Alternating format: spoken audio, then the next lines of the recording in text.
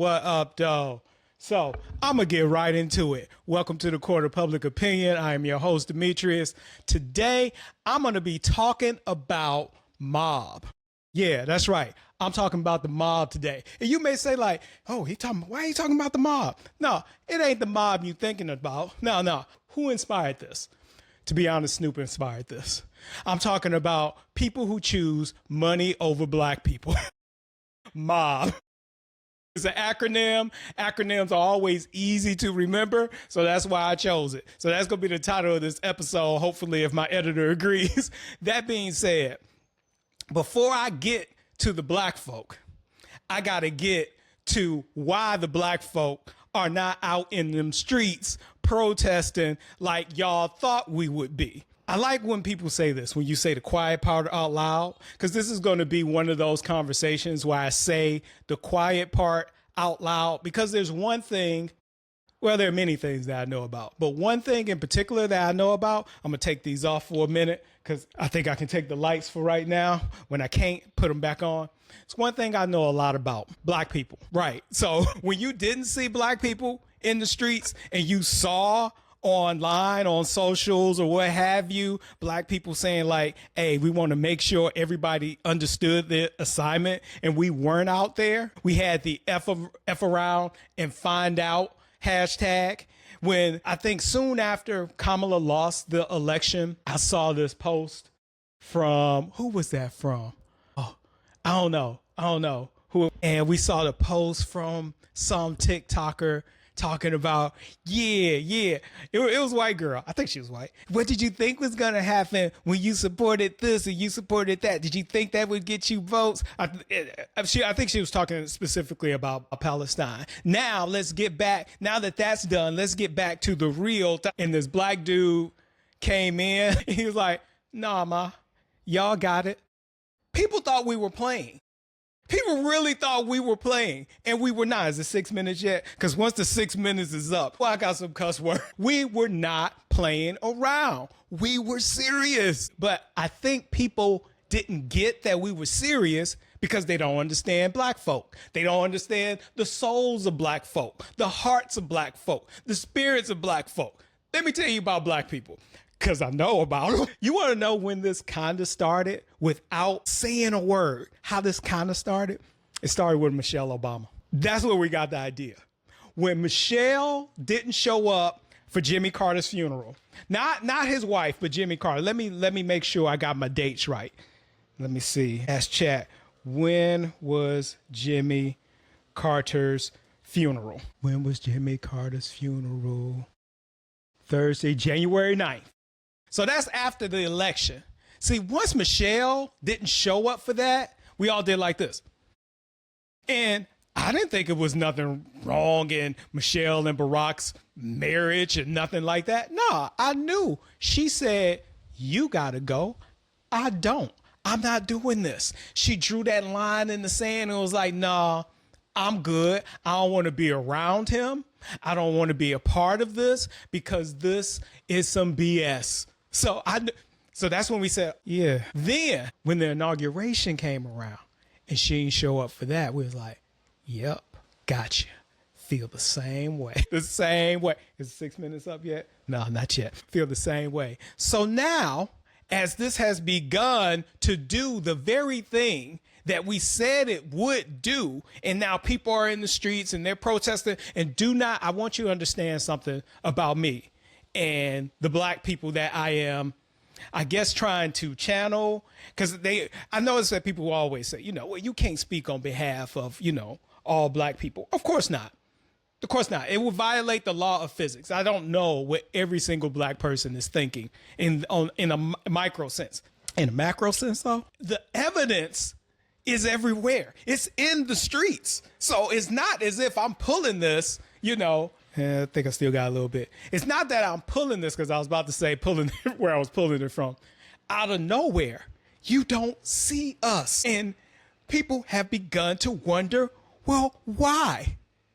And the simplest answer is this. We gave America not only a competent candidate, we gave America a great candidate. And y'all, I'm trying to see if this is a cuss word.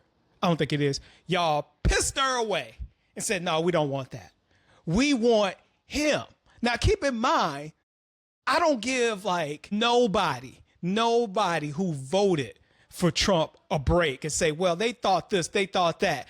We saw him the first time. This is almost like you go to the lot, right? You got two vehicles, right? One, don't work. One, is terrible. One, is a fraud, a scam. You know everything bad about this car. They roll the miles back. They tell you they got features they don't have. They claim this amount of mileage. They say they electric. They tell you it's a hybrid. You know it's not. You know all this. The first time that let's say this car also has AI, right? Let's say it has facial recognition. You know that this car company says they don't recognize black people, brown people, anybody who's not white and supports white supremacy, right? You know this.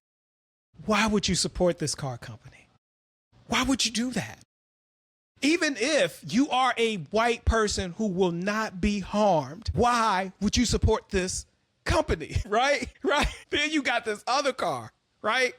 The other car hasn't been the #1 model yet, but it is about to be if you make the purchase. If you buy it, it becomes the #1 model, and we're going to make cars like this.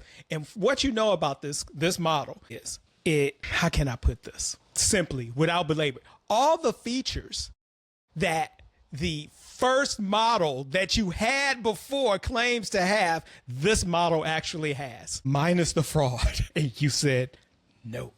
Don't want that. Don't want that. You don't want it because it was designed by a woman. Right. Then you buy the car you had before. It's got miles on it. So it's worse than it was before, right? I was with you at the dealership. I was with you and I was like, no, let's get the Kamala model. You like, nah, I'm going to get this Trump model because they say that this Trump model is going to do X, Y, and Z. I was like, yeah, but it also says it's going to do all these things, including run down black people on the street whenever it has the opportunity. And you say, no, that's cool though, but I'm black. And you look at me, this is how you look at me like, yeah, but I kind of like this model. I was like, but it might run me down on the street. This you looking at me. Yeah, but I like this model. And so I tell you, I'm like, look, if you buy this car, it's on you. Don't ask me. Don't ask me for a motherfucking thing. Because I have told you what this car will do to me. And you don't give a shit. And to make it worse, the car told you what it was going to do to you. It said it was going to run my ass down and it was going to run your ass away. And you still bought it. Even though you had this perfectly good car that was better than the car you had before that was shitty. And you still went with Trump. Do you know how much it took for us, and when I say us, I mean black folk, to make Kamala? Do you know what had to happen for that to occur? First, and when I say that, this is why she's a product of Howard University. I went to a black school. So let me tell you. Woo! I'm so glad I went to TSU singing glory, hallelujah. Woo! I'm so glad. Howard is a great school, not just because it's like any other school. No, it is a historically black university. So when she went there from Oakland, the training that she got is on a whole nother level as to when it comes to understanding not only oppression, not only white supremacy, not only sexism and how to combat it, fight against it, and dismantle it. Not only that, but just in terms of the intellectual debate, just in terms of the education and knowledge and wisdom that she received being there and in an environment that allowed her to be her, right? Right? A her that is closer to you than these white people who are not our allies, and as you have found out, not yours. And if that was not enough, because I'm just speaking about like kind of like the racial components right now and a little about the education, but I'm gonna, bounce back and forth. Her mother was Indian.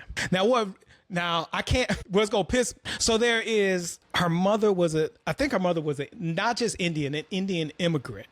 So she represents this crossroads, this nexus, this joining of cultures and understanding. And you said, no, I don't want that. Some of you, I don't want that. I want Trump. Now, mind you, and I know people have heard this ad nauseum, throughout his entire campaign, he was saying he was going to deport brown people. I haven't forgot about the Haitians and some of the Nigerians who are being deported. I'm not speaking to y'all right now because I've seen your voting records. Y'all ain't go for the okie doke. Y'all don't do that. Y'all way too smart. Y'all way too smart. Y'all already know this game, right? We black folk, we know, right? Black people, we seek to protect everybody. That seems to be our role. And in trying to do that, we gave you Kamala and you pissed her away. And I'm going to keep saying that because I can't believe it. Because I hear all the reasons. Where it's like, well, we thought that if we applied, he would do this and we wouldn't have to go. But what about all the other groups that Trump was saying he was going to fuck over? See, we have this thing. It's something that I hate, by the way. I hate it. Where we think it is acceptable, okay, and cool to vote, be on the side of, or support things, people, whatever the fuck, as long as they're not going to harm us. Like if they say the right thing about what they're going to do for us, then it's cool if they fuck over somebody else. That's not right. We see it often, and I'm not, coming after people who do this, but we see it often, especially with celebrities, where they get a cause after something happens to them. Like they finally have to acknowledge that they have gay, bisexual, or trans daughter. Now they want to be a champion of trans rights. You do not have to wait until something personally affects you to be on the side of right. Because if you're just on the side of right to begin with, you would be surprised at the amount of virtuous fall off that you will receive. It would just be there waiting for you because none of this would have happened. So when it comes to Trump, I'm like, in everything that's going on with ICE, do not get me wrong. I don't want this to happen to people, whether they're Americans or not. I don't want to say is black people, because I had a lot to get out. But what I'm trying to say is black people are not in these streets because we mad at y'all for fucking us over and voting for him. Now that's some of us. Some of us ain't even mad. We disappointed, right? Because this is probably about it's probably about 10 different groups I could name that black people fall in as to why they're not out there. Some of us are like, we don't give a shit no more. We just don't give a shit. Fuck them. That's how some are. Then there's some who are like, whatever. Where we going this summer? But I am specifically focusing on the people who would get out there and protest. And I don't know, it could be chalked up to the 5 stages of grief, but overall, I think it's more anger, disappointment, and just like, fuck it. Cause y'all don't appreciate us. That's it. And a lot of people aren't go say that. Like I've heard people say like we being strategic. That's why we not out. It ain't time yet. That's not why. We mad. It's like, how your cousin come see you and y'all don't grew up together. Y'all was kids and y'all was cool. Y'all teenagers Say y'all maybe about 17, 18, y'all kick it. You know, you kick it, some shit happen. Let's say y'all about 19, 20, something like that. And some shit happened. Something happened. Nobody really, and it's like, no, I'm going to be cool. I'm going to be cool on you for a bit. And y'all don't really reconnect again. Let's say that happened when you was 20. Y'all don't really reconnect till you about 25, 27, something like that. Be like, man, cuz it's a shame. That's how it is right now. That's how we feel. And it ain't no strategy to it. We just pissed. We just pissed. And it's kind of like, it ain't even kind of like, it is. We pissed and we're like, we told you this was going to happen. So now when it's time, and when I say this, for us to get out in them streets, we like, man, am I about to get out in these streets and get fucked up? I got one right here. I want to show y'all something. When I say get out in these streets and get fucked up. This is called a bokken. Okay, it is a Japanese practice sword used in Aikido. Okay, this one is probably about 20 years old, and I got one crack in this joint. Yeah, and normally you have like a little fake plastic handle, very solid wood. I wonder what is it made from. I don't really know. I used to know. Yeah, but it hurts. You can break bones with this. You could probably crack somebody's skull with this, especially if you are, and it's a practice sword. If you don't know, I hope I'm getting this in the shot. If you don't know what you're doing, okay? I saw police officers on horses, and one in particular hitting a dude in the head with this who was at a protest. And I'm not sure if that was a protest on behalf of Palestinians, a protest against ICE. I'm not really sure, a combination of the two, or what have you, whatever it is. And I did one of these numbers where you watching something like, shit. Cause I'm like, why are you hitting him in the head with this? I don't think this is something police should be using on people, horses or not, right? The dude was just walking. He was really walking, doing what the police officer wanted, I think.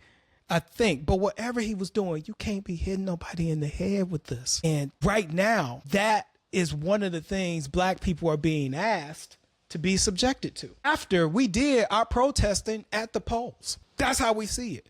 Like, why am I about to get out here and do this? Risk getting shot, risk getting my ass hit in the head with a bokken. Why am I about to do that? When all you had to do was vote for fucking Kamala. Why am I about to do? We can heal this though. I think we can. I don't think it's going to be healed before November. It's not. I don't see black people getting out there. I don't see it. I do not see it, because we're not only heard about that. What I don't know a real name, Preserving History spoke about, and I agree, is this like thing where a lot of brown people seem, and when I say that, I'm going to use these percentages. I'm going to see chat. Let's see what percentage of brown people, not brown people, Latin people, Latinx people voted for Trump. Let me see what we got here. Let me see. 36%, according to national exit polls. 55% of men and 38% of women. We feel like we can't trust, because I believe in going by the polls. I feel like I can't trust, as a black person, the majority of Latino men. I feel like I can't trust a very large percentage of Latino women. But I can trust the overwhelming majority of Latino women. And that's refreshing to see that, it was 38%, something like that. Okay. Y'all got to talk. Because that attitude that Preserving History, I think that's her screen name, her name on IG, spoke about in regards to the history of our communities. When black folk have been shot, attacked, or oppressed, a lot of times those people were brown. Don't nobody want to say nothing. A lot of times people don't want to say something about that because it doesn't fit their narrative. Like the media has they want to tell you a story. If it's a white cop, that's easy. With the brown cop, is different. So they're like, okay, well, we'll just leave it as a cop, and nobody wants to talk about the fact that, what was the name of the guy? He was in Minnesota. What's the name of the guy in Minnesota shot by police? He's in the car with his wife and child. Philando Castile. He was in the car with his girlfriend, Diamond Reynolds, and his 4-year-old daughter. Who was the police officer? Come on, give it to me. Don't be afraid, Chad. It's just me. Geronimo Yanez. What's Geronimo Yanez's race? He was a Latino officer of Hispanic descent. Trayvon Martin's killer. George Zimmerman, mixed race, white and Peruvian. We remember how, I don't just be making this up. We remember these things. We're like, and they stick, where it's like, okay. And it's kind of like what Preserving History was saying, where it's like, I think like a lot of these brown folk are trying to oppress us like white supremacists be trying to oppress. That's the case. So y'all got to talk. And we go try it again in November. That's really what's going to happen. Because black people are not going to get out there. They're not going to do it. Now, there are other things that we'll do, but we're not going to do that. It's not going to happen. So whether it's Doechii, and I love Doechii, that one song when she's in therapy, it reminds me, it's like on the level of Big when he got a story to tell. Doechii can say every speech she want to say about what's going on, and that's good. I think she should say that. Black people not getting out there. They're not going to do it. They're not going to do it. And as far as like people keep saying that, you know, that poem, I think, have you all heard the poem? The poem, okay. Let me give you the poem if you haven't. Please. I'm gonna read this poem. Okay. And it's called First They Came. First they came for the socialists, and I did not speak out because I was not a socialist. Then they came for the trade unionists, and I did not speak out because I was not a trade unionist. Then they came for the Jews, and I did not speak out because I was not a Jew. Then they came for me, and there was no one left to speak for me. The problem, like we hear this, like people have been saying this to black people on socials. But the reason we don't give a shit is because, you know, when they say first they came for the socialists, we're the socialists. When they say first they came for the trade unionists, we're the trade unionists.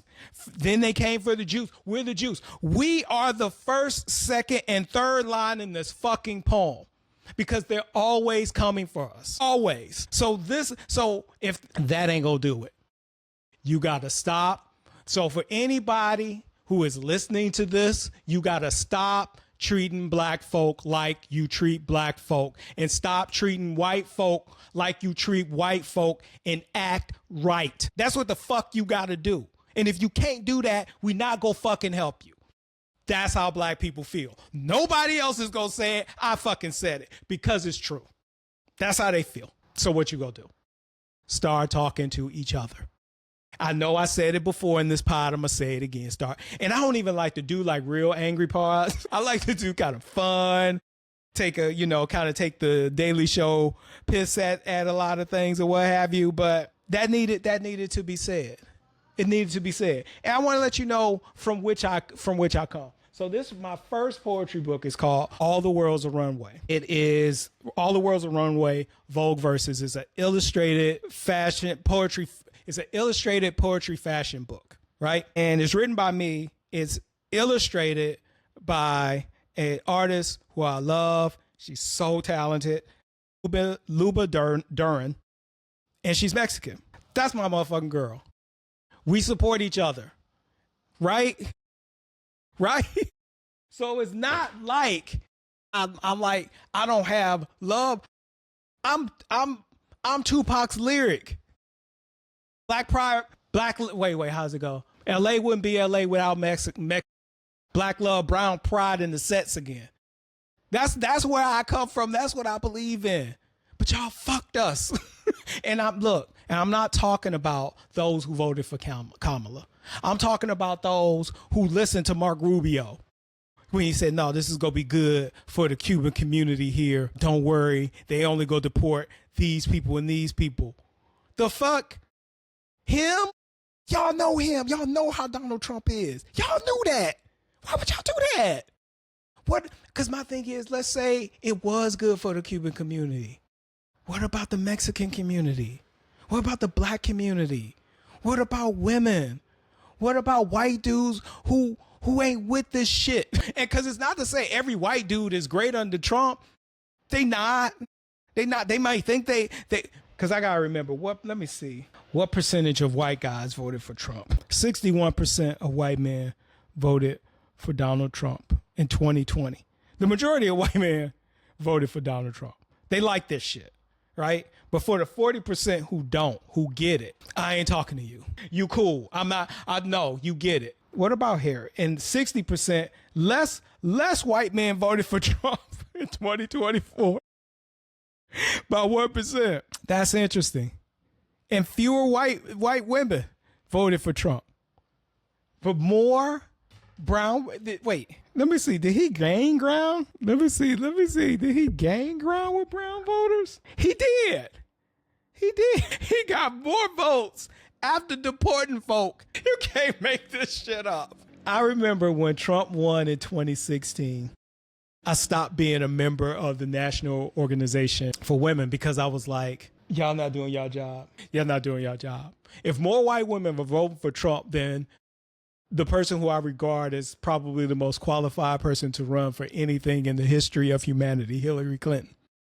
If more white women are voting for Trump, somebody says you just got to grab him by the pussy. If more white women voted for him than her, we got a problem. And it's no point. I'm throwing my money away. Right? Just throwing it away. But let me make sure I covered my points because I don't think y'all are the only one. Let me make sure I covered all my points about this. Yeah, and props to the NAACP for saying, nah, don't come here. We good. Oh, God. Let me make sure I got all my points off. What's this one right here? I think I got another thing to say. No.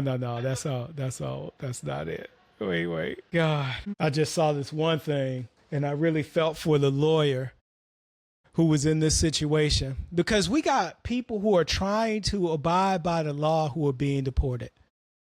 That's how fucked up this is.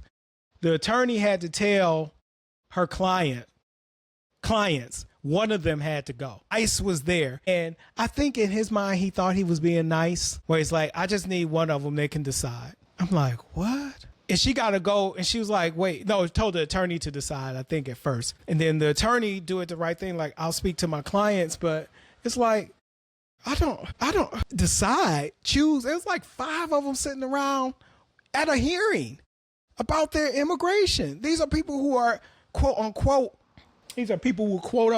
trying to do it right, being penalized. And y'all want to say, why aren't black people out there? Where were you in November? Why weren't you out there in November? Because if you would have been there, this attorney and these people wouldn't be put in this position where it's like they got to decide which one of us is about to go somewhere. Because I don't even know if these because it looks like it's all dudes. Let me see. Let me see if I can pull up this clip. I'm kind of confused with you. Just because he has no family to be with. Their family, it's his wife, and she has health issues actually. He is my other client, and he's also my client. The 3 of them are given until June 19th to respond to the motion to expedite removal. So I would like to be given a chance to have that. Well, I understand what you said, but the thing is, we're here to, like last time. Yes. He said, I gotta take one or take all. And and they laughing and shit. Let me pause this. Take one or take all. And they laughing and shit. And the attorney, it's like sometimes, and I've learned this from a lot of conversations with women, where when you're dealing with a man, sometimes you're laughing, but you're not really laughing. You're laughing because you want to keep the situation calm so they don't flash, snap, or go crazy on you, what have you. This is a situation where as an attorney, you got to be calm. Because if you piss them off, they'll take all your clients. But at the same time, you got to make a hard decision about, well, which one of my clients am I going to say take? And it's not her job to do that, to say take one. She can give them the options as far as their clients, but your vote did this, put her in this position. Let me finish this damn clip. Then she said, "May I have some time to speak with them?" That, I don't know who this attorney is. She a cold piece of work to be able to keep her composure in that situation and say, let me speak to them, talk to them, tell them. And these aren't, I just don't. And when I see, it's so much going on in my head, when I see these people who voted for Trump and then like they have somebody who gets deported or taken into custody, it's like, I didn't know. They told her, I don't want to hear that bullshit, man. Because what you're saying is, if it was somebody else, it was cool. But now that it's happened to me, oh, it's so fucked up. That's really what you're saying. I don't want to hear that shit. So black people, we not going to get out there for that. We not. No, trust me, y'all. I know black people. I could have told y'all this. I could have, if somebody would call me, it's like, man, what black people going to do? I was like, we not going to get out there and protest. I can tell you that. Like that No King's Day shit. I think it was awesome. Black folk ain't about to do that. We tired of y'all, We're not tired of allies at all. We're not tired of the Latino, Latinx people who voted for Kamala. We're not tired of them. We tired of the majority who voted for Trump. That 55% of Latino men, that 60% of white men, that 51% of white women. We sick of this shit, man. It's like, all right, y'all think y'all can do y'all don't want us around.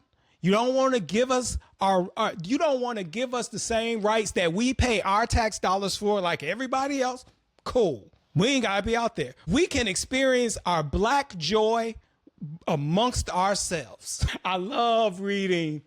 Wait, baller alert. Baller alert, when they keep paying. Let me see. I'm just going to go to Baller Alert's page. They got it there somewhere. This is my fucking jam. Where we got? Wait, Baller Alert. Yeah, on Instagram. Because every time Baller Alert does a post, and it's fucked up. I know it's fucked up. Wait, let me see if they got one here. Come on, Baller Alert. Where is it? Okay, wait. Let me see if they got it. There we go. I knew it. Okay, so if you don't follow a Baller Alert, check this out. Every time they post any story about somebody having regrets about voting for Donald Trump, they do what does Facebook call this? Damn, I used to know the name because I worked on some. What did they call this? Carousel. The carousel. So look, got the breakdown. She busts that little move because she got a little move and she do like that. And I was like, I remember when I first saw that shit, I was like, oh, that's real catchy.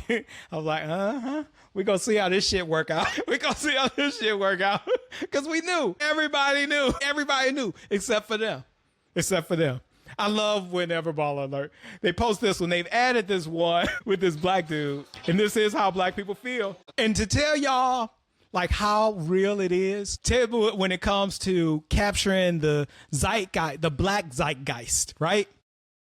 I remember one time I was in downtown LA. I forgot, I was probably working or something like that, taking a break, some shit. I'm walking and a couple people walking alongside of me. I see this one sparrow flying fast as hell out of nowhere and it lands. Then another sparrow lands by it, right? Then I see a sparrow like start fighting it, right? Then these other ones jump in and they all start attacking it. And then now I was looking, I was like, oh, and I just spoke out. I was like, oh shit. And so the woman next to me, she was like, stop that, leave him alone. And so then the sparrow, he fight. No, he was losing that one. So he just started flying away. It was this black dude sitting on the bench. He ain't move a muscle. He ain't yell nothing. He was like, he ain't want to listen. That's black people. That's how we are. So now you learn it. You learn it about, because this is why I say about black folk. Black folk, if the Republicans weren't so racist, we would be Republicans. Black people are religious, conservative. I think it's only two groups of people that buy Cadillacs in the United States. Black people and Republicans. That's it. We have so much in common with the Republicans, but the Republicans are white supremacists. So we don't jive. That's why we're Democrats. That's it. And black people actually really do believe in the Bible that they claim, like, because I think the majority of black people are Christian. We believe in right and wrong. And so we're like, no, you can't fuck them over like that. That's why we didn't vote for Trump. We didn't vote for Trump for y'all. Y'all, for the brown people. We don't want y'all to be deported. It's like, man, you put them kids in cages. It's like, no, we don't rock like that. The majority of Latino men did. Almost between 36 and 40% of Latino women thought this was okay. And I don't even want to break it down into groups, because I've had conversations where people would be like, well, look, because this is the quiet part out loud. We're saying it today. This is it. Well, one of the problems is the Cubans don't like the Mexicans. Now, I'm going to tell y'all, man, I have had so many experiences with Mexicans living in Los Angeles. So many. And you want to know how I feel about Mexicans? I fucking love Mexicans. Them my peoples. They cool. They cool as shit. And I'm going to tell you, Mexicans are some of the hardest working, least complainingest motherfuckers that I know. Loyal to a fault. Now, I could say like, hey, look, I don't been around Mexico. I don't been to Playa del Carmen. I don't been to Cancun. That don't mean shit. Fuck, that's stupid. Just bullshit. No, seriously. I remember my mechanic. And this, let me tell y'all, in Los Angeles, because I remember one time Ja Rule got flack because Jennifer Lopez was using the N-word. And he was on BET or something like that, answering the question about it. He was like, when have Boricuas never been niggas? When I was in, let me get back to my other story. Let me go back, leave from New York. Let me go to LA. Let me go back to LA. My mechanic, I remember once I had a 66, 67 Mustang. Man, let me tell you, a vintage car is a hard ass thing to keep up.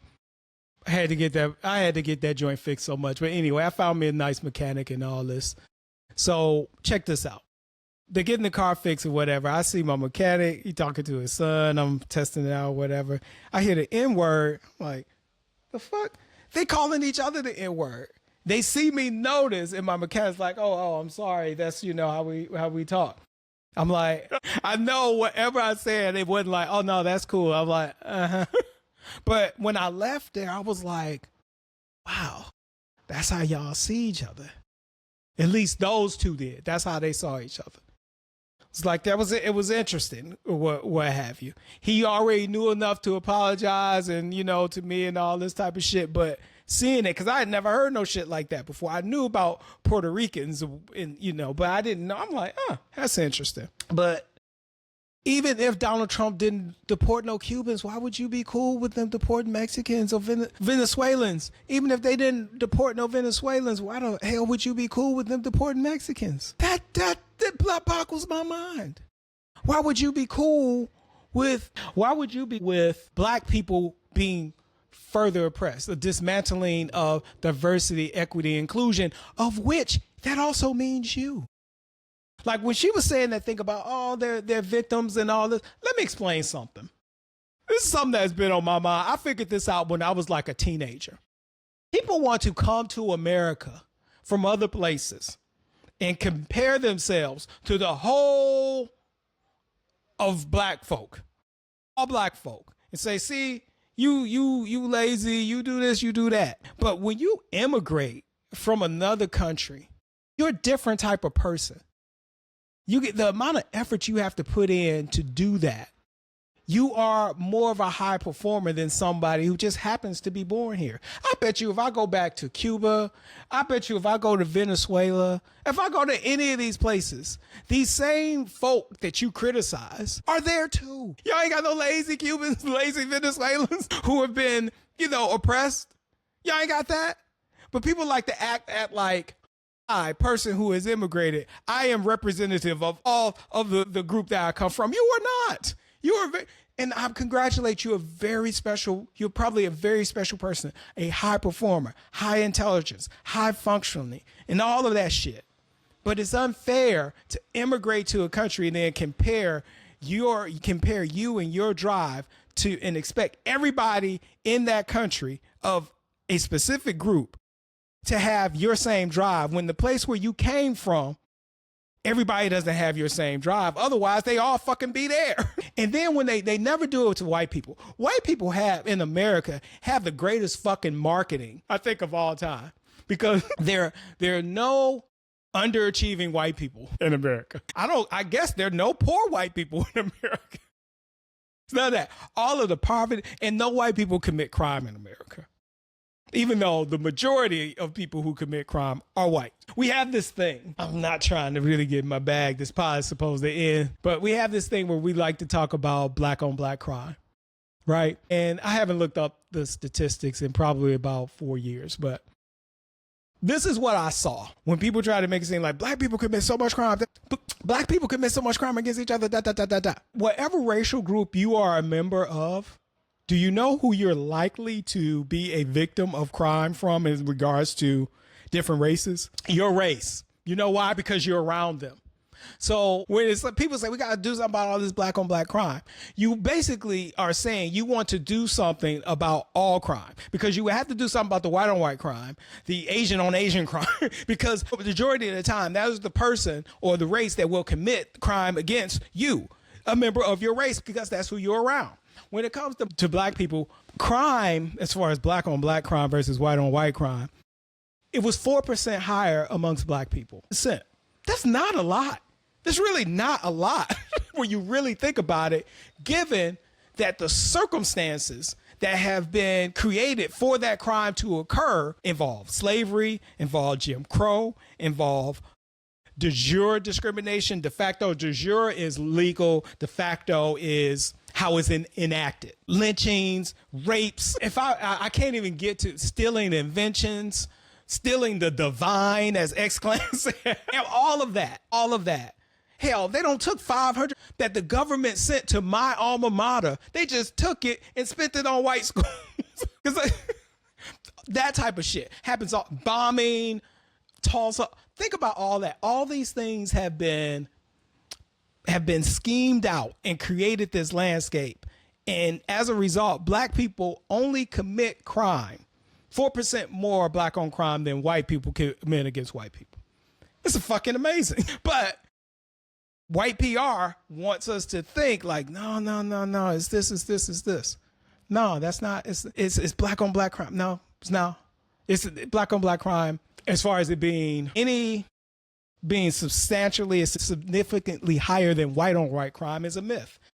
I used to say black on black crime is a myth, but that's not true. There is black on black crime.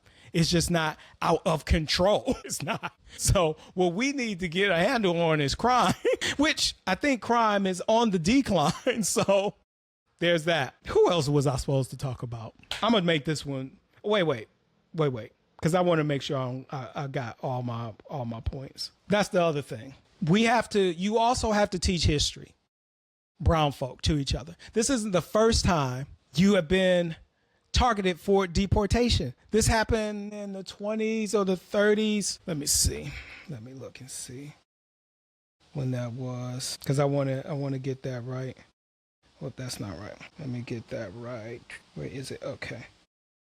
Yeah, there we go. When were Latinos mass deported in the U.S.? This was, God, I don't want to say this, but it was an Operation Wet, and then the rest of that, because it's such a slur. Launched in 1954 under Dwight Eisenhower. The goal to remove undocumented Mexican laborers, many of whom overstayed or bypassed the CARO program, a legal guest worker agreement. They deported 1 million deportations. 1 million. Now, you know how these folk got here? They got here. Wait, that's 54. There was another one. Yeah, before World War II. It was another one called Mexican Repatriation, 1929-1939. Massive government-coordinated expulsion of people of Mexican descent during the Great Depression. 1 to 2 million people were deported or voluntarily repatriated. Historians estimate up to 60% were U.S. citizens, including children born in the U.S. Deportations were often unofficial or done under threat of violence, arrest, or benefit denial. They repatriated 400,000 Mexicans from California, Detroit, 400,000 from California alone. And they also did in Detroit, Chicago, Texas border towns, Arizona, Colorado. It wasn't even a formal law, but it was federally supported. So this will mark the third time that this has happened. At least with the other two times, they didn't vote for it. Y'all fucking voted for it. What's wrong with you? And I was like, I don't want to be chastised. I don't give a shit. Vote. Y'all go vote for him. And this has happened 2 times before. Now check this out. In the one that happened between 29 and 39, do you know they convinced you to come back? Convinced you to come back because there was a war of empires. Because they needed you to help with the war effort to fight Germany. So it's like, yeah, come back. And then once your ass was back, there's like, okay, go away. What the fuck is wrong with y'all? I hope a lesson has been learned. In the meantime, talk to each other about how you not gonna do this stupid shit again. Reach out to black organizations and say, hey, we not gonna do this shit again. Let's get ready for the next election. Tell me what I need to do. Reach out to your black friends. Talk to them and be like, you know what? I fucked up. Tell them. I do like when the Trump supporters get out there and they say, hey, I did this, I fucked up and all this, because they don't have to. I'm glad that they do. But most importantly, talk to other brown people about this mess that has been created. Talk to them about colorism. And like, we gotta stop acting like, I remember Eva Longoria said that her family, not her family, I'm sorry. I want to say her father, but I could be wrong. Let me check. Okay, so wait a second. They called her, not her father, it says, here, chat, could be wrong, though. Somebody in her family called her La Prieta Fille. I think that's how you say it. The ugly dark one. Stop that type of shit. Those are the conversations that have to be had. It's not, because black really is beautiful. Embrace it. Brown is beautiful. Embrace it. Because I have heard people say often, like, oh, you think you one of them. You ain't one of them. I don't give a shit if you are one of them. It's wrong. How about that? I don't even get to if you think, I think they're right. They're not going to accept you, but even if they did, so the fuck what? It's wrong. It's wrong to treat people like this. And I shouldn't have to come on here and tell you that. You should have knew it before you voted for him. You should listen. You gotta listen. I bet used to say that shit. You gotta listen, Tamar. You gotta listen. You heard what he said. It doesn't matter. Y'all shouldn't have been cool with it. You shouldn't have been cool with it in the first place. No matter who he was doing it to. Damn. So go have them conversations. But y'all not the only ones. I heard, let me pull it up. Because I told y'all the money over black people thing. This is the one that cracked me up. This is Snoop defending his performance at the ball. I do. How long is this one? Because Snoop inspired me with that money over black people thing. I was like, yeah, that's what they do. I ain't gonna play this whole thing. Let me explain that to you. Yeah. Does that bother you? No, I call it 30 for 30. Let me explain that to you. Mm-hmm.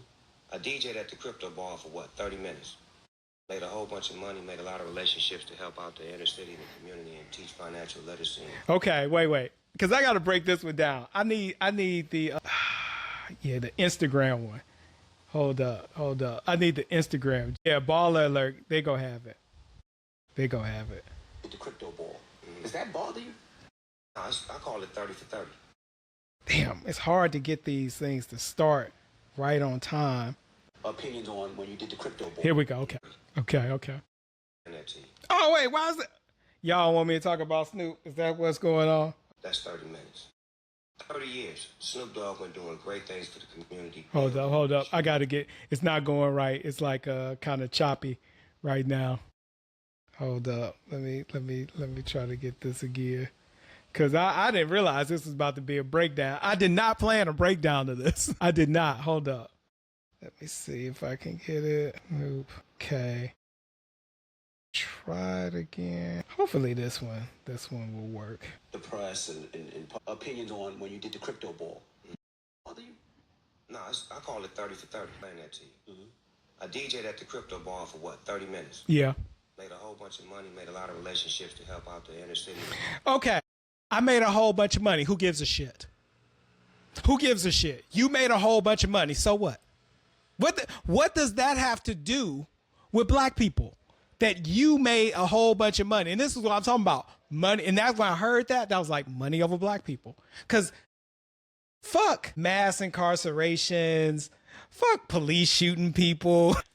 Fuck take it. Because then we talk about the amount of money that Snoop made. And it's not to say that because Snoop made this money, that means that he ended DEI. No, but you're normalizing it, right? What happened to me is Snoop performed because for some reason, when a lot of white people voted for Trump, everybody's like, oh, okay, then that means we got to be, I ain't got to do shit because a lot of white people do it. I don't give a fuck what white people think about me. Not at all. Right is right and wrong is wrong. Trump was wrong before the election, and I don't give a shit if every white person in America voted for him. He still is wrong and evil. I don't give a fuck. But because you made a whole lot of money, right? And wait, hold up. Wait, we got to get to the other part. In the community and teach financial literacy. And made some relationships. With who? I don't want relationships with people who are throwing inaugural balls for Trump in the community. Teach financial literacy. Nigga, we got chat. What did you bring back from the mountain, Snoop? And this is the thing. Snoop, if you think about it, Snoop has never made a misstep in his career. Never. It don't happen. I never knew how he did it. I really didn't. I was like, how does he do this? He in the deal with Death Row. He got to get out of Death Row, get with Master P, get out of Master P, get on his own, show with Martha. Snoop knows how to move. He know doing the Olympics and all that. Why would you think this would be a good idea to do 30 minutes? I'm like, what they pay you? What they pay you? Because this is I'm wondering too. What did these people get paid? How much did it cost? Because you could have just said no. Because you said no previously, where it's a shame that Elon, I remember Elon was clowning Snoop like, oh, wait a second. You were the person talking all this shit now, talking all this shit previously, saying like, which one of y'all go be the such and such? Let me find the clip. I can't find, where's that clip? Please give me that clip. Wait, is this it? Uncle Tom is for doing. Which one of you is going to do it first? I suppose the one that performs for himself. There are a plethora. So Elon was clowning him for it, and I don't blame him. It's clown worthy. What the fuck? And so you go, and you ain't even perform for Trump. You gonna go to an inauguration ball. Like, oh, I'm gonna slip through on this. No, bruh. No. But I'm gonna keep going. Because it's like, and people are like, oh yeah, we need financial literacy. We don't need it from them. We don't need Snoop to go to a goddamn crypto ball to get financial literacy. If you care that much about financial literacy, you can go get with some black financial advisors and come up with a program for them to teach financial literacy to the community. This is ridiculous. Hold up. What else we got? You don't need to go to no inaugural ball for the sake of crypto to get black people into crypto. You can have, and this is the most ridiculous defense of I went to get some money. Just you started right. Like I got paid a lot of money. Leave it at that and say, you know what? If you want to apologize or don't apologize, say I went to get a lot of money, move the fuck on. But don't try to gaslight, not even gaslight, just make up shit on the, I call it 30 for 30. I call it money over black people. But I think 30 for 30 is good. Yes, because that's what you traded. Because you did the math in your mind and say, I've been doing 30 years of stuff, allegedly, for the black community. Because I think it's great that you had a football camp. And from that camp, some people went on to be in the NFL. I mean, that's fine. They probably, some would have did it without you, some wouldn't. But that's a great thing to give people, you know, the opportunity to achieve their dreams. That's great. And nobody's saying you did not do that. What we're saying is that does not mean that you are above criticism for doing this stupid shit. 30 years. Snoop Dogg been doing great things for the community, building, showing up, standing up for the people. So continue that. Why did you stop doing great things? You said whatever, because I don't know what you got paid, but you said this was worth it. This was worth me giving up all of this goodwill. You traded the goodwill for that. And it happened, being all I can be. Which one is it? 30 for 30. 30 minutes or 30 years? It's 30 minutes, nigga. Oh, wait. It's 30 minutes, nigga. It's 30 minutes. Thank you for the choice. Because this is the thing, you're not even contrite afterwards. Not even contrite afterwards. 75 to 78% of black men, 92% of black women, you think you need to go perform for him? Come on. I hated that, man. I ain't gonna lie. I hated that image. Why? Why, Charlemagne? Why did you hate how they came at Snoop? Why? And I'm gonna tell you why. This is the problem with celebrities. And this is why I watch celebrities more closely than I used to. Because celebrities like to protect celebrities. That's the truth of the matter, which I always say is too much protectionism in all professions. Lawyers protecting lawyers, police protecting police. It gets deadly with police. But no. Oh, what you feeling bad for? I love how my people defended me, but I didn't give y'all no ammunition. Meaning that I never said nothing. So it was kind of becoming like, damn, man, y'all keep riding on Dogg. And I ain't finna have that. Y'all can't. But damn, he ain't saying nothing. So it's like, I can't fight for another man that ain't gonna fight for himself. It was nothing to fight about. Nothing to fight about. We didn't learn nothing from this that we didn't already know. You got paid some money. Tomorrow, is it a crime? You know, and then they kept taking the video saying, well, he said this about Trump back then, but then he did it. But it's not, you didn't endorse nobody. It doesn't matter. You knew not to go and do it. All right, like he didn't endorse he didn't have to. Going there to perform is the normalization of it. That's it right there. You ain't gotta endorse him. That's it. He didn't endorse him. Shit, Chrisette Michelle didn't endorse Trump when she went to perform. You DJ'd a party. But those are... He didn't DJ a party. He DJ'd a party in honor of Donald Trump's election. That's what the fuck that was. An inauguration ball is a celebration of the candidate who fucking won. It's not Kamala. It's not Kamala's ball. Kamala wasn't at none of the goddamn balls, was she? was getting behind it and trying to make something out of it, which...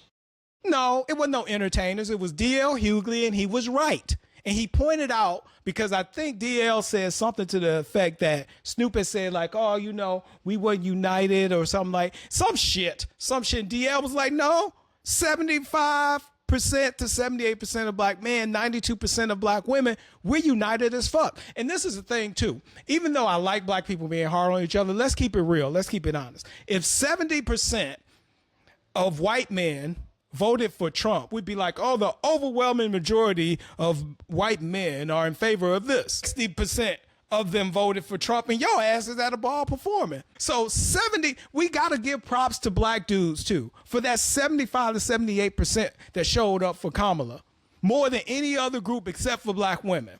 That's saying something. And saying that black men are not as sexist as the rest of you motherfuckers, and we didn't have a problem with a female president because we did the same damn thing for Hillary.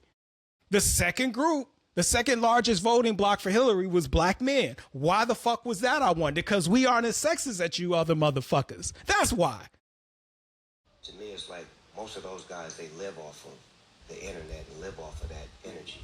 Ain't nobody trying to tell you what you can and can't do. Just like you can't tell us what we can and can't do. That means talk about your ass. Ain't nobody say you can't do this. No, you can do whatever the fuck you want to do.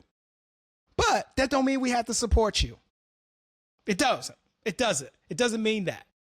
So everybody can do what they want to do. That's not saying nothing. That's like when people say, well, you know, that's how the world is, ... Tell me some shit I don't know. Because you're not adding nothing to this conversation, which is the point of this entire fucking interview, is to add nothing. This is the other problem for me, and this is where I got the money over black people. I'm going to let him finish. Point blank. And that is the problem right there. That he sees himself like, I represent the gangster party. Because the gangster party, if there is such a thing, if we're just talking about gangsters, mobsters, wherever the fuck, they don't care about shit like this. They just take. They choose money over black people. When you're a gangster, you gangster. That's what you do. You gangster shit. You don't care about taking care of folk. You don't care about the bigger picture. You don't care about black people and what's good for black people. Or gangsters care about themselves. That's what a gangster does. And if you do represent the gangster party, per se, who's your candidate? In G shit, we don't explain shit. In G shit, but you hear explaining. You need to explain it to yourself. Or don't say nothing. But you explain it. In G shit, we don't explain shit. You should. Because it doesn't make any sense given what you said. You hear explaining it. You literally are here explaining why you did it. That's what you did in the first 2 minutes of this clip. I remember the comments that I would read on this where it's like, it was a lot of them was like, what the fuck did I just listen to? Yo, you bitch ass nigga, what's happening, nigga? Shut your bitch ass Snoop up. Dogg, nigga, what you want to do? Guess what they would do? Oh, man, I'm just a fan, man. I wouldn't say I'm just a fan. But to be fair to Snoop, I wouldn't go on his Instagram calling him a sellout or what have you. Do I think so? Yes. We get into this thing where it's like, oh, if you make money, then it's cool. That's the essence of selling out. You went, you got paid to work with some people to celebrate the win of the most successful white supremacist in history, who now, as we see, is doing all types of wild shit to black, brown, and even white people. I'm sorry, man, Snoop, nigga, you got me fucked up, nigga. I jump all off in your shit, nigga, and talk to you face to face. You ain't doing nothing. You talking to somebody online. You ain't show up at nobody's door, and you shouldn't. You are Snoop. You will get locked the fuck up. So let's just keep it real. That's not who you are anymore. Don't hit me on he'll sell out on Instagram or this and that, because I'm really engaging like that.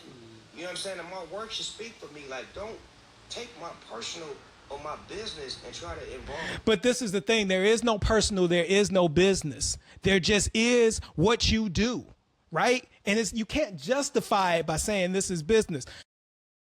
America is business. We're all conducting business, but you need to conduct your business. If you're being judged on who you are, do people say, "Oh, don't count their business"?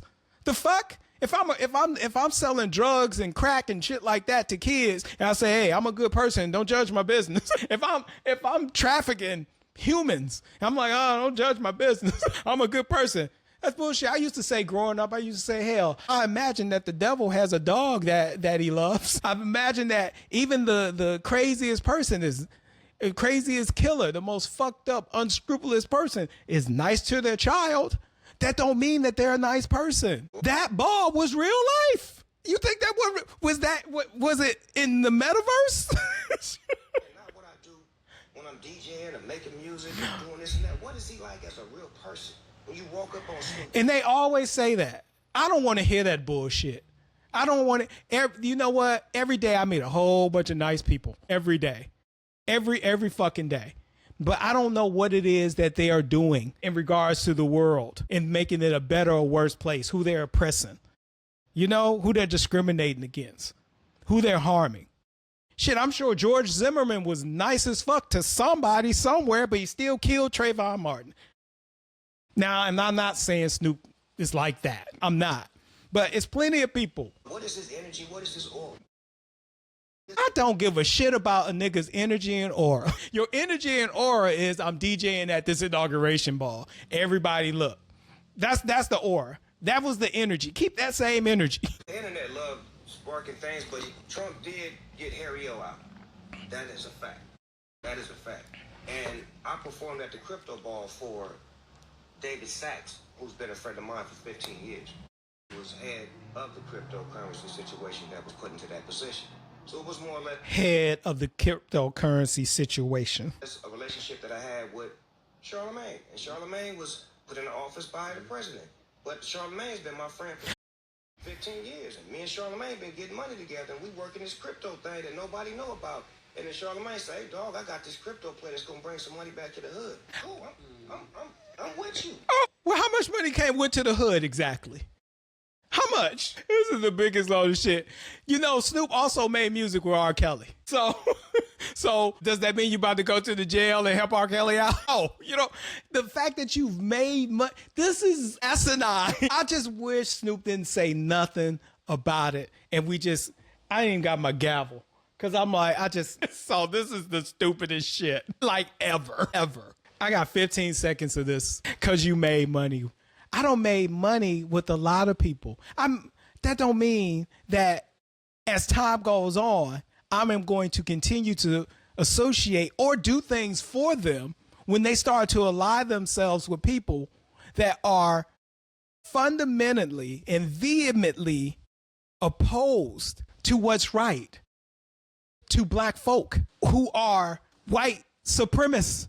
So if David Sachs joined the Klan, are you about to go perform for them? Oh my God. Man, look, I'm just gonna keep it real, y'all. The hood don't need no help figuring out how to buy crypto. Crypto is not about to save the hood. You know what we're saying? Getting these niggas off our ass who are oppressing us. Kamala would have been good for the hood. That's what would have been good for the hood.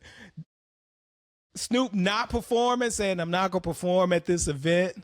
But David, if you want me to do some programs in regards to the hood for crypto, reach out to me. But I can't use my goodwill. I can't use my brand. I can't use my name to promote this presidency, this president, this white supremacist. I can't do that, man. But these other things I may be able to do. If he had to say that, I would just stop fucking with David. Where it's like, no, whatever we doing, man, I can't do it with that dude. But, you know, that's me. So the last thing I'm going to cover is this right here. Let me find this, make sure I got the right clip. That's it. Angel Reese can continue the lie that she doesn't dislike Caitlin Clark. I know what hatred looks like. Angel Reese hates Caitlin Clark. Not some basketball rivalry hate either.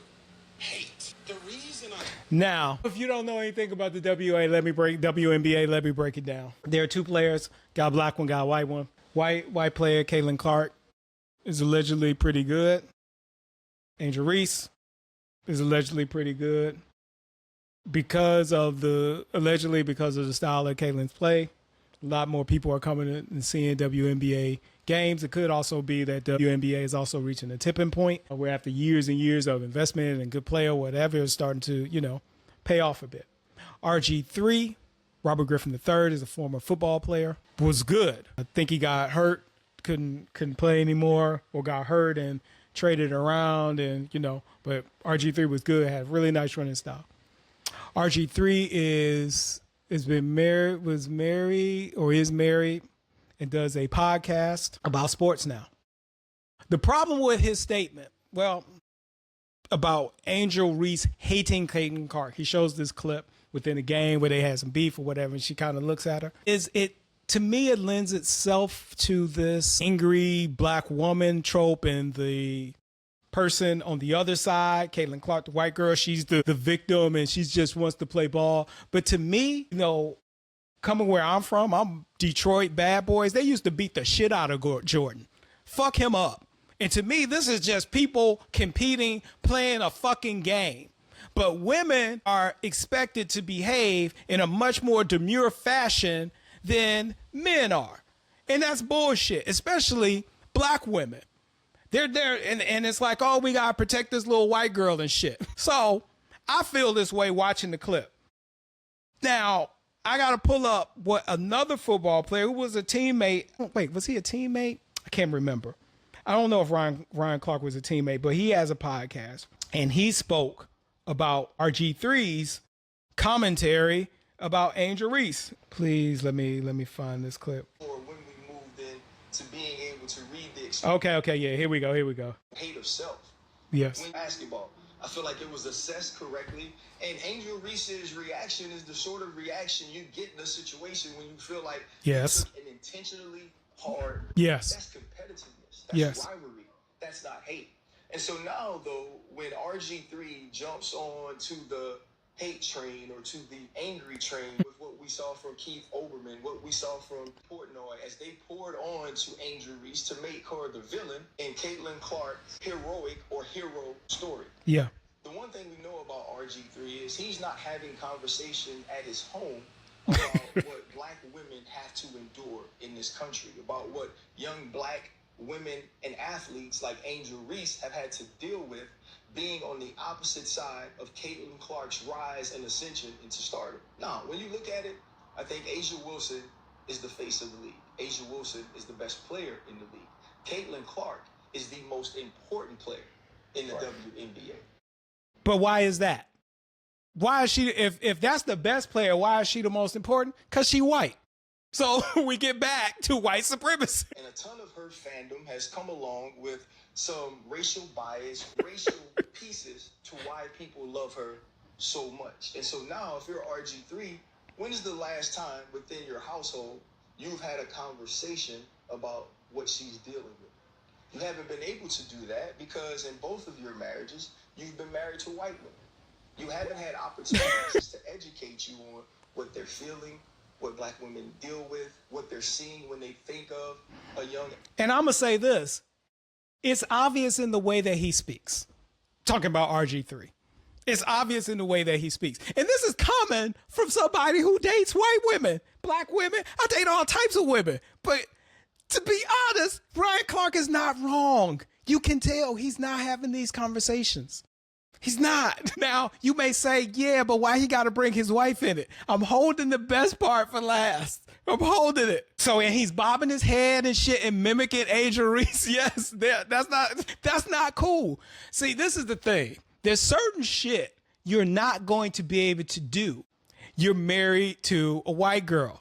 There's certain shit you're not going to be able to do. I know. This could be a whole nother pie by itself. But no, I'm going to keep it right. It's certain shit that you're not going to be able to do. One, people are going to wonder, like, when they see me with a white woman, they wonder, like, hey, is he like one of those where he only dates white women? Why is he with a white girl? Because of the history of oppression. They're not wrong. I don't think they're wrong to wonder that. I don't. I think it does affect your credibility when speaking on black things, where you have to demonstrate based on, people talking to you to see like, oh, okay, no, he down. This is what he's down with. And I get that, and they're not wrong. But if you aren't willing, what's the word for it? But if you out there and you acting how he acting and you moving how he moving, I'm talking about RG3. And let me finish this. I'm going to tell y'all why. Moving his neck while he's doing this whole piece. You can't do that. Now, that's the part.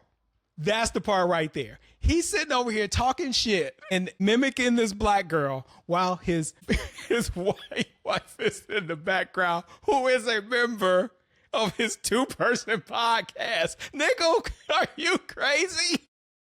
And you think because people came down on Ryan Clark for like, oh, why you bringing up his wife? She's sitting right there. You mean he's not bringing her up? She's right. So I was like, y'all can have it, man. Y'all can have it. Because if y'all expect for me, if I was Ryan Clark, because Ryan eventually apologized. This is why I don't fucking know. Because I'm like, if this is me, y'all, let me get this straight. Y'all want me to not talk about the very fucking thing I'm looking at. He's talking crazy about this black girl while his white wife is right here. Y'all are insane. Y'all say, why are you bringing up the wife? That's off limit. She's a member of the podcast. It's not like he brought up his child that was also running around the fucking podcast. She's sitting back there and they amening just like Ryan said. And then they had the nerve to actually, and when I say they, because they were seen to be moving as a unit on this, ridiculous. RG3 is sitting over here talking about because he tries to, say the proper verbiage of black women are most put upon, most discriminated against, underappreciated, all the shit, right, y'all? And she's back there, yeah. And then, I don't know if it's before or after, it's like, now let me shit on Black Angel Reese. And Ryan Clark's not supposed to say nothing. He's not supposed to say nothing. And and this is what I'm saying, the quiet part out loud. Or if you see, because the way, hold up. And clapping. And so to me, it's just another situation that now this young lady has to deal with. When I worked with RG3, he would make all of these sort of corny jokes about milk and how much he loved it and how important it was. And he always points out on social media the color of his wife's skin, as if the color of her skin is what makes her special, as if the color of her skin is what makes her a good wife. I've met the lady, I've had a conversation. So, see, this is the thing. If you doing all of this, you got This is one of the points where I just want to be like, y'all got it. If y'all think that is okay, y'all got it. But let me say this. I don't think Ryan Clark was wrong because she's on the podcast and he makes these comments about her in social media.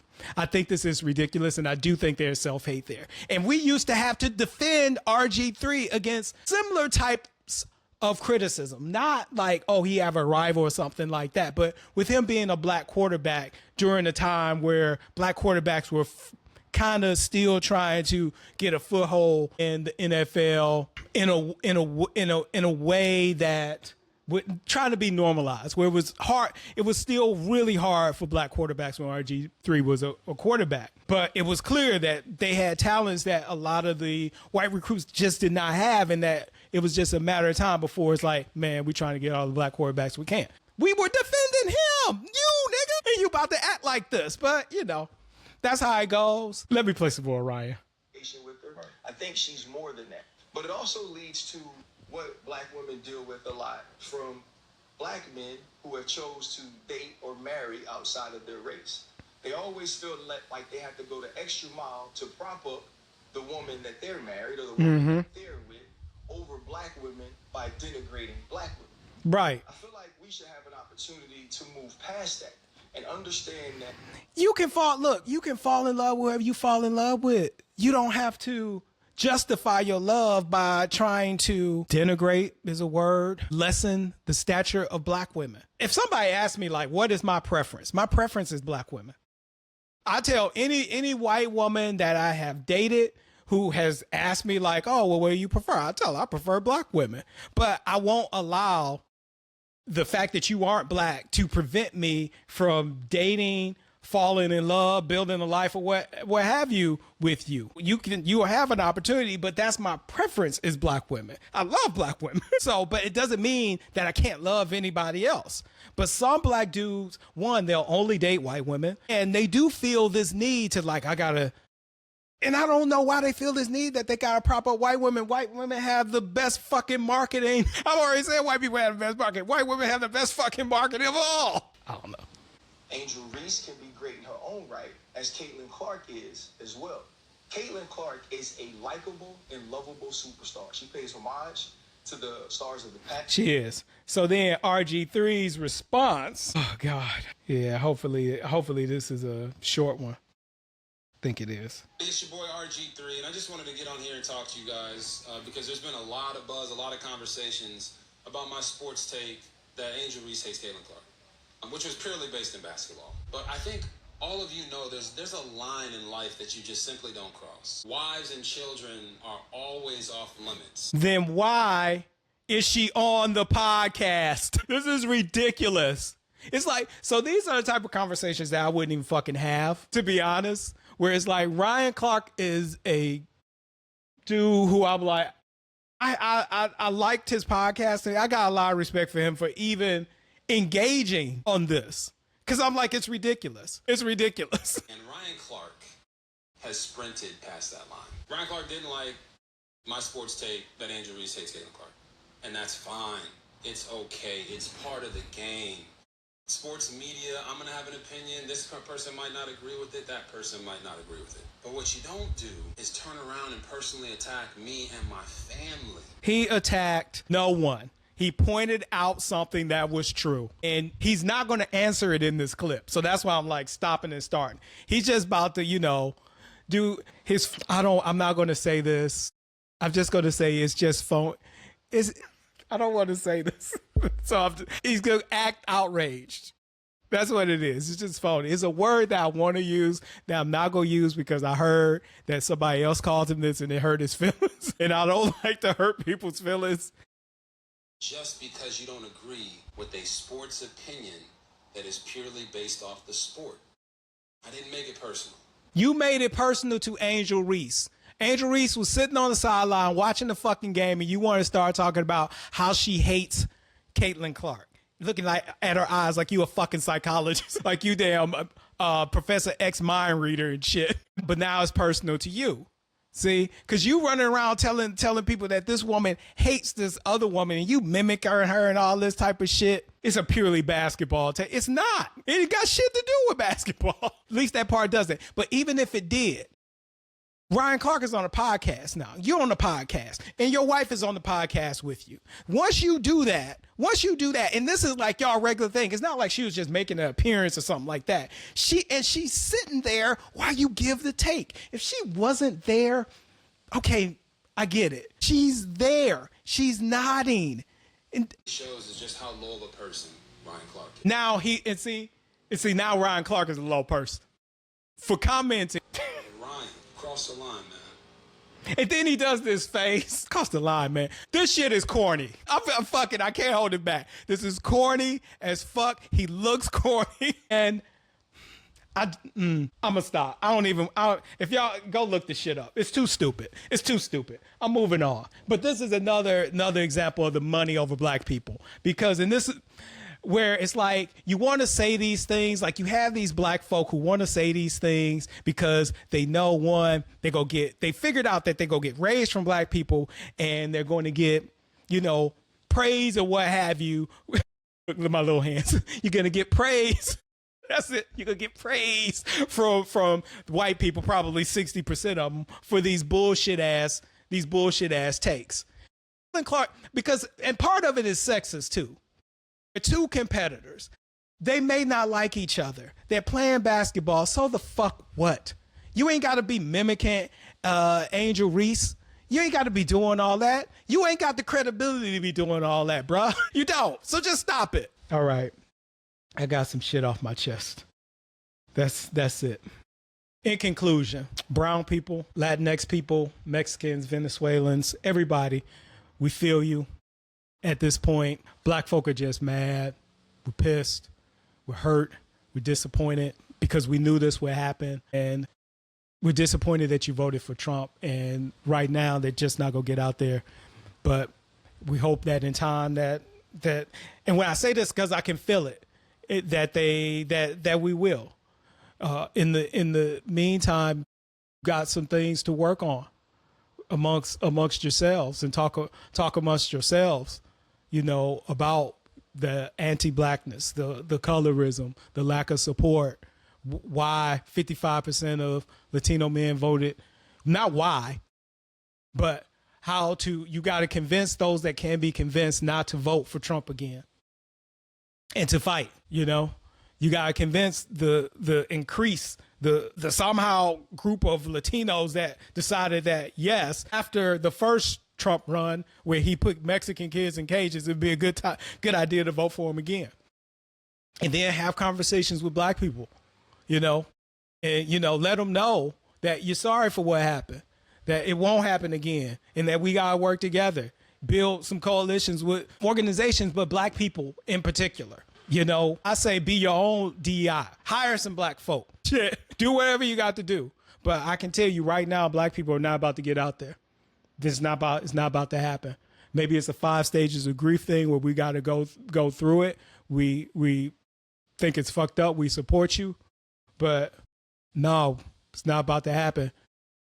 It isn't. And the thing is, and we know Latinos are not the only people being deported right now. It's Haitians, it's Nigerians, it's a whole bunch of different groups that aren't just brown, they're black too, But we feel like we showed up in November and you fucked us. So we got to get past that. And I think those are some ways to get past it, one-on-one, In regards to that whole Snoop thing, man, it's just disappointing because it's Snoop, and Snoop don't make these types of missteps. I don't have my ruling or whatever, but I ain't going to be fucking with Snoop for about 10 years or longer, In regards to Ryan Clark, I don't know why you made the apology, but it's yours to make. I think RG3 is full of shit. And if you don't want that type of criticism, don't have your wife on a goddamn podcast with you talking about the very thing that you're being criticized for. It's fucking ridiculous. That being said, thank you for tuning in to the Court of Public Opinion. We got to be kind to each other. I do hope that I am wrong about the souls of black folk and that we are going to get out there at some point, but I don't think so. That being said, there are other things that black folk are doing to fight, and we will continue to do that. And November is coming, and then it's going to be coming again. And hopefully, if things turn all right, I can see a rift being healed in a dramatic fashion, almost like that Japanese pottery where it breaks apart and then they glue it back, I think with some type of gold material. I forget kazu, is that what it's called? Something like that. But maybe that can be what our relationship is like. In the meantime, do what you can. And most importantly, be kind to one another. Peace.